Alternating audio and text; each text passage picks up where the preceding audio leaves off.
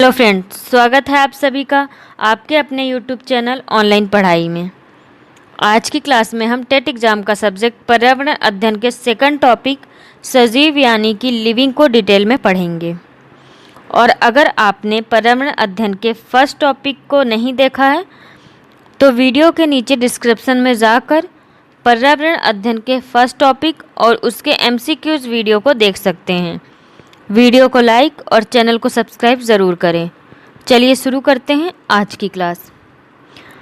आज की क्लास में हम सजीव के बारे में कुछ बिंदु डिस्कस करेंगे। सबसे पहले है, सभी सजीव वस्तुओं को भोजन की आवश्यकता होती है। सभी सजीव भोजन से ऊर्जा प्राप्त करते हैं जो उनकी वृद्धि एवं शरीर के अंदर होने वाले जैव प्रक्रियाओं के लिए आवश्यक होती है। पौधे प्रकाश संश्लेषण द्वारा स्वयं भोजन बनाते हैं, लेकिन जैसा कि हमें पता है कि जंतु या प्राणी ऐसा नहीं करते और अपना भोजन वे प्रत्यक्ष या अप्रत्यक्ष रूप से पौधों से प्राप्त करते हैं। कुछ जंतु दूसरे जंतु को खाते हैं, जबकि कुछ जंतु पौधे एवं जंतुओं दोनों को खाते हैं। फिर है, सभी सजीव श्वसन करते हैं। सभी सजीव श्वसन प्रक्रिया के द्वारा ही भोजन से ऊर्जा प्राप्त करते हैं। सांस लेना श्वसन प्रक्रिया का ही एक भाग है। जैसा कि हम जानते हैं, जंतु जब सांस लेते हैं तब वे ऑक्सीजन अंदर ले जाते हैं और जब सांस छोड़ते हैं तब कार्बन डाइऑक्साइड गैस बाहर निकालते हैं। ऑक्सीजन भोजन से ऊर्जा प्राप्त करने में मदद करता है। एक वयस्क मनुष्य 1 मिनट में 15 से लेकर 18 बार सांस लेता एवं छोड़ता है। भिन्न भिन्न जंतुओं में अलग अलग अंगों के द्वारा गैसों का आदान प्रदान होता है, जैसे मनुष्य, शेर, गाय, सांप, छिपकली, पक्षी इत्यादि। इनका श्वसन अंग है फेफड़े। फिर है मक्खी, कॉकरोच या अन्य कीट। इसका श्वसन अंग होता है वातक। इसके बाद है केचुआ। इसका श्वसन अंग होता है त्वचा। फिर है मेढक। मेढक का श्वसन अंग होता है फेफड़े और त्वचा। फिर है ऑक्टोपस, मछली। इनका श्वसन अंग होता है गिल। फिर है व्हेल, डॉल्फिन। इनका श्वसन अंग क्या होता है? फेफड़े, नासाद्वार या वात छिद्र। ये जंतु समय समय पर समुद्र से बाहर आते हैं ताकि स्वच्छ वायु ले सकें। पौधों में गैसों का आदान प्रदान मुख्य रूप से पत्तियों के द्वारा होता है। पत्तियों में उपस्थित सूक्ष्म रंध्रों के द्वारा ऑक्सीजन अंदर जाती है और कार्बन डाइऑक्साइड बाहर आती है। लेकिन प्रकाश संश्लेषण प्रक्रिया में पौधे कार्बन डाइऑक्साइड गैस अंदर लेते हैं और ऑक्सीजन बाहर छोड़ते हैं। पौधों में प्रकाश संश्लेषण केवल दिन में होता है, जबकि श्वसन क्रिया रात दिन होती है। पौधे ऑक्सीजन का प्रमुख स्रोत माना जाता है। फिर हम पढ़ेंगे सभी सजीवों में उत्सर्जन होता है। भोजन से ऊर्जा प्राप्त करने की प्रक्रिया के दौरान सजीवों में कुछ अपशिष्ट पदार्थ उत्पन्न होते हैं जो सजीवों के लिए हानिकारक होते हैं। अतः इन अपशिष्ट पदार्थों का सजीवों के शरीर से निकलना आवश्यक होता है। जिस प्रक्रिया के द्वारा सजीव अपने शरीर से अपशिष्ट पदार्थों को बाहर निकालते हैं उसे ही उत्सर्जन कहा जाता है। जंतुओं में अपशिष्ट पदार्थों का उत्सर्जन मुख्य रूप से मूत्र एवं मल के रूप में होता है।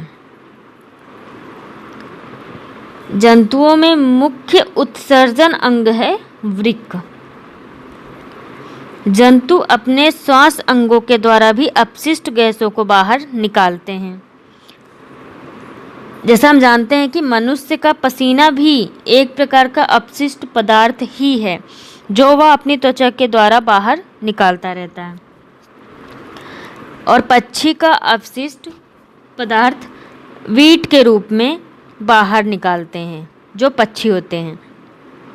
फिर पौधों में स्त्राव के रूप में अपशिष्ट पदार्थों का उत्सर्जन होता है।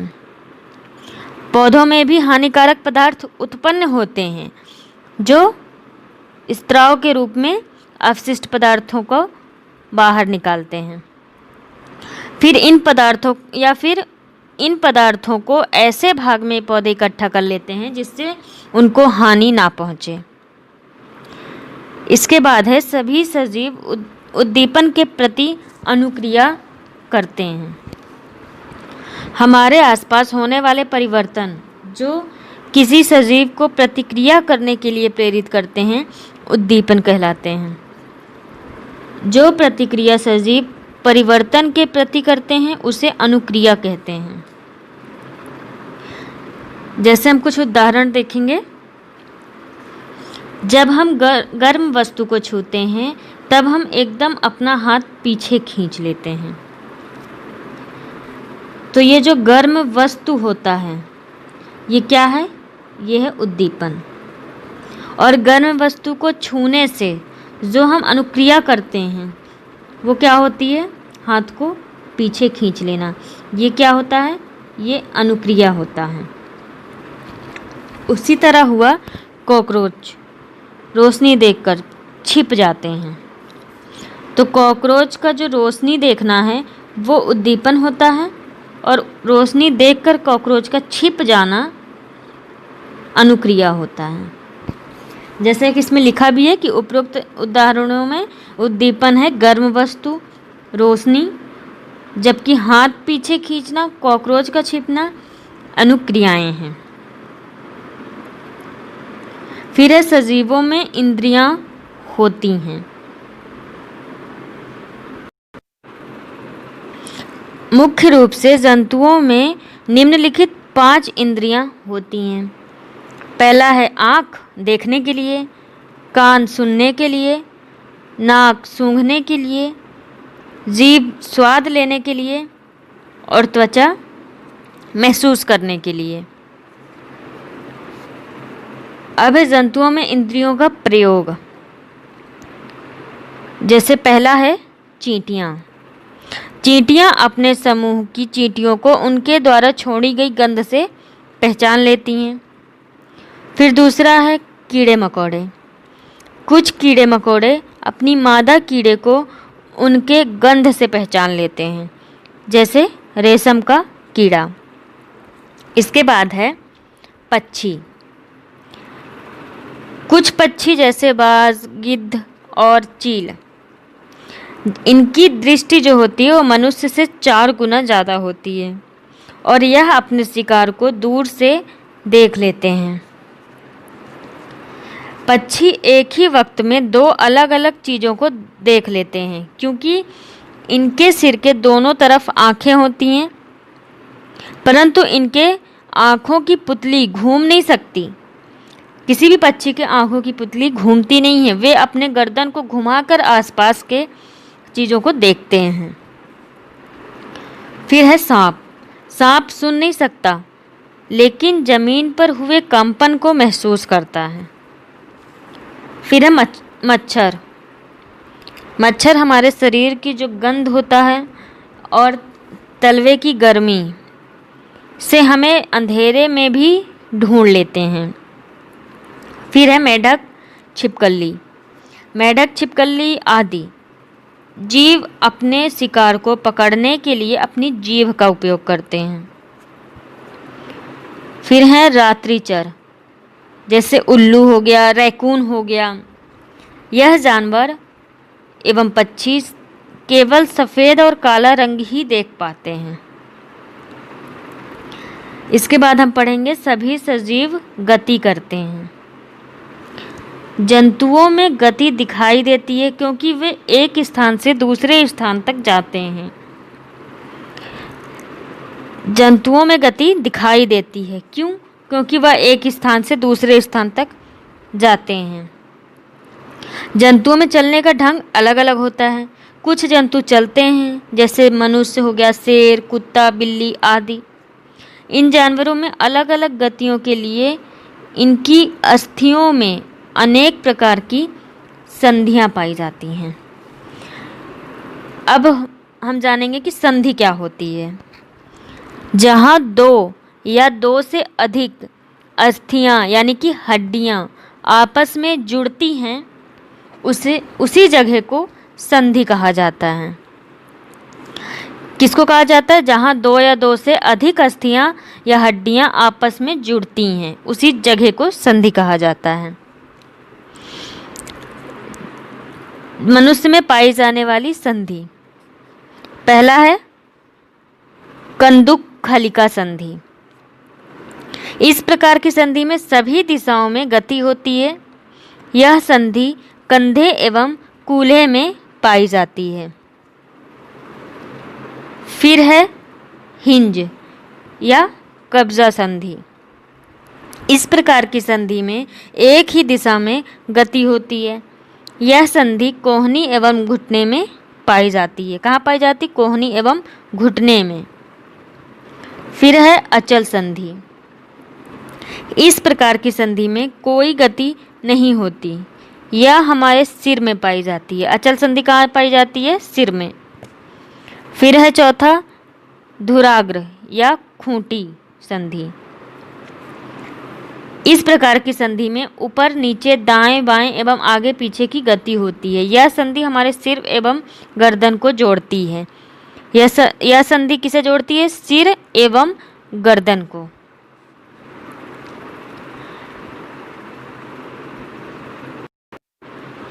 जैसे हम कुछ उदाहरण देखेंगे, जैसे होता है उल्लू। उल्लू काफ़ी हद तक अपनी गर्दन को पीछे तक घुमा सकता है। कुछ जंतु रेंगते हैं, जैसे केचुआ हो गया, सांप आदि। यह केचुआ जो होता है पेशियों एवं सूप की मदद से रेंगता है। किसकी मदद से? पेशियों एवं सूप की मदद से। और सांप पेशियों एवं वलय यानी छल्लों की मदद से रेंगता है। कुछ जंतु उड़ते हैं, जैसे पक्षी। पक्षी अपने पंखों की मदद से उड़ते हैं, परंतु शुतुरमुर्ग एवं एमू पक्षी उड़ते नहीं हैं, लेकिन ये काफ़ी तेज़ गति से भाग सकते हैं। कुछ जंतु तैरते हैं, जैसे मछली हो गई, बतख आदि। फिर कुछ जंतु फुदकते भी हैं, जैसे मेढक। कुछ जंतु चलते भी हैं, चढ़ते भी हैं और उड़ते भी हैं, जैसे कॉकरोच हो गया। फिर है पौधे भूमि में स्थिर रहते हैं, परंतु उनमें पत्तियों का हिलना, फूलों का खिलना या बंद होना, उद्दीपनों के प्रति अनुक्रिया दिखाना आदि उनमें गति को दर्शाता है। इसके बाद सजीवों में प्रजनन होता है। जिस प्रक्रिया के द्वारा सजीव अपने समान संतान उत्पन्न करते हैं, उसे प्रजनन कहा जाता है।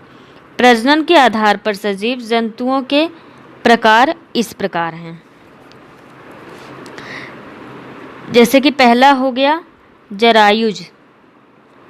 जिस प्रक्रिया के द्वारा वे जंतु जिनके शरीर पर बाल होते हैं एवं जिनके कान होते हैं, ध्यान दीजिएगा, वे जंतु जिनके शरीर पर बाल होते हैं एवं जिनके कान दिखाई देते हैं, वे बच्चों को जन्म देते हैं और इन्हीं जंतुओं को जरायु कहते हैं। जैसे मनुष्य हो गया, कुत्ता, गाय, शेर, हाथी इत्यादि। फिर दूसरा है अंडप्रजक। वे जंतु जिनके कान दिखाई नहीं देते, वे जंतु जिनके कान दिखाई नहीं देते एवं जिनके शरीर पर बाल नहीं होते हैं, वे अंडे देते हैं। इन जंतुओं को अंडप्रजक कहा जाता है। जो पक्षी हो गए, मेढक, बतख, मछली इत्यादि ये अंडप्रजक जंतु के उदाहरण हैं। उसके बाद है स्तनधारी। चमगादड़, व्हेल मछली और सील मछली बच्चों को जन्म देती है, और जो बच्चों को जन्म देते हैं और दूध पिलाते हैं उन्हें स्तनधारी भी कहते हैं। चमगादड़, व्हेल मछली, सील मछली और उनमें मनुष्य भी शामिल है। फिर है पौधों में प्रजनन। पौधों में प्रजनन मुख्य रूप से बीजों के द्वारा होता है, परंतु उनमें कलम, कलिका, पत्ती, जड़ से भी प्रजनन होता है। जैसे कि कलम के द्वारा प्रजनन गुलाब में होता है। कलिका द्वारा प्रजनन आलू के पौधे में होता है। पत्ती और जड़, पत्ती में हम पत्थर चट्टा को एग्जाम्पल में ले सकते हैं। पत्थर चट्टा का जो पौधा होता है उसका प्रजनन पत्ती के द्वारा किया जाता है या होता है। फिर चौथा है जड़। शकरकंद में प्रजनन जड़ द्वारा होता है। फिर है सजीवों में वृद्धि होती है। सजीवों में एक निश्चित आयु तक लगातार वृद्धि होती है। हम देखते हैं कि एक नवजात शिशु वयस्क हो जाता है और एक छोटा पौधा पेड़ बन जाता है। फिर है सजीवों की मृत्यु। सजीवों की मृत्यु होती है, एक निश्चित आयु के बाद सभी सजीव मर जाते हैं। आज की क्लास यहीं पर समाप्त करते हैं। अगर आपको हमारा वीडियो पसंद आया हो तो वीडियो को लाइक करें, कमेंट करें, शेयर करें और चैनल को सब्सक्राइब करें। मिलते हैं नेक्स्ट वीडियो में, जिसमें हम आज के वीडियो का MCQ सॉल्व करेंगे। Thank you for watching video.